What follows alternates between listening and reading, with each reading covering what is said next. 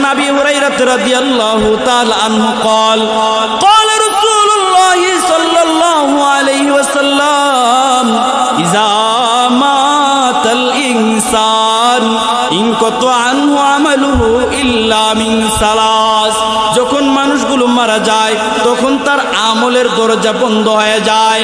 আমি আপনি এশায়ের নামাজ পড়েছি, এশা এর সওয়াব পেয়েছি।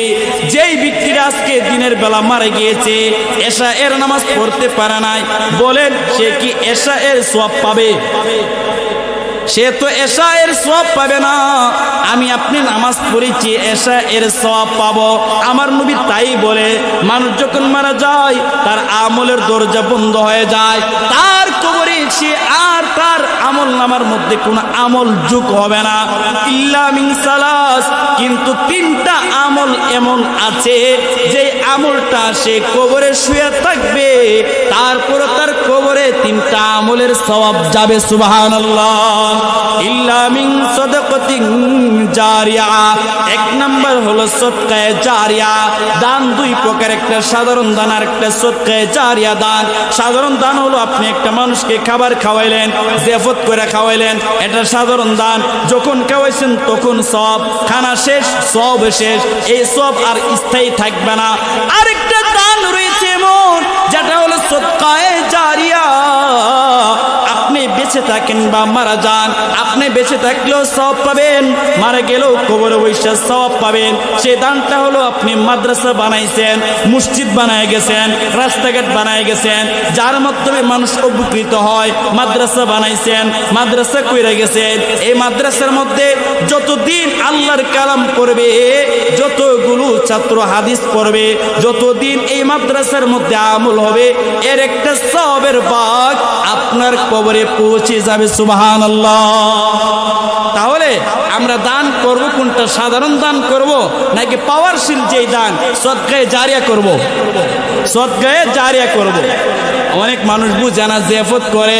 আরে ভাই, জিয়াফত করলে 1 লাখ টাকা খরচ করে খাওয়াইছো শেষ, এমন হয় জিয়াফত করেছে ঠেলাডিলির কারণে মানুষ বদদুয়া দিয়ে যায়। বাবার জন্য জিয়াফত করে, খাবার করে, এই মানুষগুলো খাইতে না পাইরা বদদুয়া দিয়ে যায়। এই 1 লক্ষ টাকা দিয়ে যদি আপনি মাদ্রাসার জমি ক্রয় করে দিতেন, মাদ্রাসার পোলাপানগুলো, মেয়েগুলো পড়তো, যতদিন পড়া চলবে ততদিন আপনার বাবা মায়ের কবরে সওয়াব যাবে। সুবহানাল্লাহ। যেন দান 2 প্রকার, তন্মধ্যে সবচেয়ে সেরা দানের নাম হলো সদকায়ে জারিয়া। নবী বলেন সদকায়ে জারিয়ার সওয়াব যাবে। 2 নাম্বার হলো আউওয়ালাদিন সালিহিন ইয়াদউলা, সন্তান রেখে গিয়েছেন। প্যারা নবী বলেন যাদের দুনিয়াতে নেককার সন্তান আছে, আলেম বানাইছে, এই নেককার সন্তান সে দুনিয়াতে যত আমল করবে, সকল আমলের একটা ভাগ তার মা বাবার কবরে যাবে। সুবহানাল্লাহ। পাশাপাশি যদি আপনার সন্তান দুনিয়াতে আপনার মৃত্যুর পরে গুনার কাজ করে, ডেক্স বাজাইছে, বাউল গানের আসর জমাইছে, ইয়াবা খাইছে, নারী নিয়ে ফুর্তি করছে, মোবাইলে অশ্লীল ভিডিও দেখছে, যদি সে আপনার সন্তান আপনার মৃত্যুর পরে গুনার কাজ করে, এর একটা ভাগও আপনার কবরে যাবে। সেখানে এর জন্য আপনাকে শাস্তি দিবে। কেন আপনি আপনার সন্তানটাকে মানুষ করলেন না, আল্লাহওয়ালা বানাইলেন না? সুফল যেমন বিপরীত তো থাকবে, রাত যেমন দিন আছে না নাই, রাতের বিপরীত দিন আছে, সকালের বিপরীত বিকাল আছে, সওয়াবের বিপরীত গুনাহ আছে। সন্তান নবী বলে নেককার সন্তান রাইখা যাও, আর এই নেককার সন্তান বানানোর ফ্যাক্টরি হলো এই মাদ্রাসা। ঠিক কিনা বলে? আমাদের ব্রাহ্মণবাড়িয়ার বড় হুজুর আল্লামা নুরুল্লাহ রহমতুল্লাহ আলাইহি বলতেন, আজকে যিনি আমাদের মাহফিলের প্রধান বক্তা মুফতি সিকবাতুল্লাহ নূর সাহেবের আব্বা, তিনি বলতেন যে যেই মেয়েটা স্কুলে পড়েও অনেক আমলওয়ালা দেখা যায়, অনেক আদবওয়ালা দেখা যায়, এই মেয়েটা যদি মাদ্রাসায় পড়তো এই জামানার রাবিয়া বুসরি হইতো। সুবহানাল্লাহ বলি। আর যে মেয়েটা মাদ্রাসায় পড়ে উল্টাপাল্টা করে, এ যদি স্কুলে পড়তো এ যুগের সবচেয়ে বড় ব্যবসা তাসলিমা নাসরিন হইতো। ঠিক কিনা বলেন? এই জন্য মাদ্রাসায় পড়ানো হালকা কিছু বাদ গেল, মাশাআল্লাহ অনেক ঠিক আছে। এই জন্য মুহতারাম মুসল্লিয়ানে আরাম, আমি আপনাদের কাছে অনুরোধ করব, এই যে একটা মাদ্রাসা, মুফতি আল আমিন কাসিমি সাহেব অনেক নম্র একজন মানুষ, ভালো মনের মানুষ, সাদা মনের মানুষ, আপনারা তাকে সাপোর্ট দিবেন, পারবেন তো ইনশাআল্লাহ? যদিও আজকে আমি বক্তা, তারপরে আমি এই মাদ্রাসায় সবসময় সাপোর্ট দিয়ে যে আজকের মাহফিলের জন্য আমি আমার পক্ষ থেকে কিছু শরীক থেকেছি, আপনারাও থাকতে পারবেন তো ইনশাআল্লাহ? কথা বলেন। এটা হলো নবীর বাগান, মসজিদ হলো আল্লাহর ঘর, মাদ্রাসা হলো নবীর ঘর। এই নবীর ঘরের সাথে যারা সম্পৃক্ত থাকবে, নবী কিয়ামতের মাঠ ময়দানে ওই সমস্ত বান্দাদেরকে হাউজে কাউসারের পানি পান করাবে। সুবহানাল্লাহ। আল্লাহ তাআলা বলেন ইন্নামা ইয়াখশাল্লাহা মিন ইবাদিহিল উলামা। আল্লাহ তাআলা বলেন দুনিয়াতে যত মানুষ আছে সকল মানুষ ইবাদত করে, ইবাদতের মধ্যে অনেকের মনোযোগ পাওয়া যায় না, আছে না নাই? নামাজে খারুছি ঠিক আছে, নামাজে খারাই গেছে গে বিদেশ, নামাজে খারাই গেছে গে বিয়ার বাইত, এমন বাঙালি এমন মুসল্লি আছে না নাই? কেন এই কারণটা কেন তৈরি হয়? এই কারণ এজন্য তৈরি হয় যে তার ভিতরে আল্লাহর ভয় নাই। কিসের ভয় নাই? কথা কই না, আল্লাহর ভয় নাই। এই জন্য সে এখানে আছে ঠিক, কিন্তু নামাজে মন নাই, শয়তানে নামাজে থেকে ওয়াসওয়াসা দেয়। এই জন্য আল্লাহ তাআলা বলেন জমিনের মধ্যে এক শ্রেণীর মানুষ এমন আছে যারা জমিনে চলে ঠিক, কিন্তু তারপরেও সব সময় আল্লাহকে সবচেয়ে বেশি ভয় করে, ঠিক কিনা বলেন? তারা কারা? আল্লাহ বলেন ইন্নামা ইয়াখশাল্লাহা মিন ইবাদিহিল উলামা।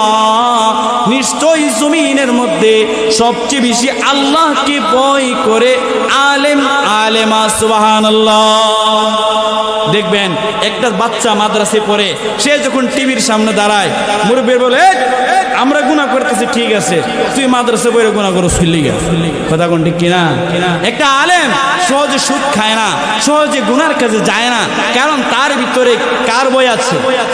আল্লাহ তাআলা নিজেই বলতেছেন এই যে এর ভিতরে যে কোরআন ঢুকাইছে, এর ভিতরে যে হাদিস ঢুকাইছে, এই হাদিস আর কোরআন ঢুকানোর কারণে আমি আল্লাহ এর ভিতরে আমার ভয় দান করেছি। সুবহানাল্লাহ।